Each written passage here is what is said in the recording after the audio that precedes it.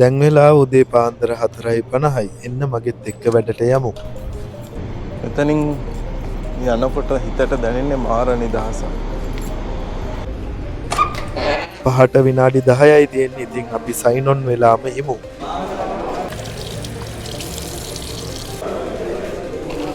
උදේ කෑම කාලා ඉවර වෙලා ආයෙම ඔෆිස් එකට ඇවිල්ලා මං ඔයාලා බලන වීඩියෝ එකක් එඩිට් කරන්න ගත්තා.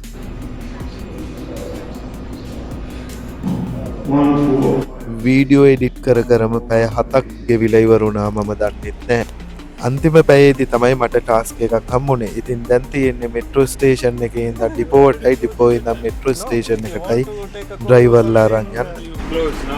No problem, I will go. No problem, I will go and come back.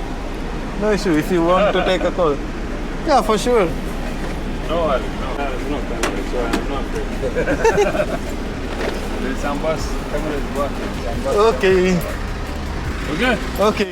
ඉතින් ඒ පැයත් හරි ඉක්මනට ගෙවිලා ගියා. මං කාමරේට ඇවිල්ලා වොෂ් එකක් දාගෙන ටැටූ එකක් ගහන්න ගත්තා.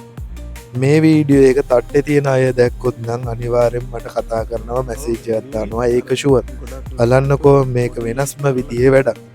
ඉතින් මං කරේ කොණ්ඩේ තියනවා වගේ ටැටූ කරපු එක. ඒකට මට පැය 6ක් වගේ කාලයක් ගියා ඔය තියෙන සම්පූර්ණම හිස කෙස් ටික ගහන්න. බලන්නකෝ වැඩේ හොඳයි නම් කමෙන්ට් එකක් දාගෙන යමු.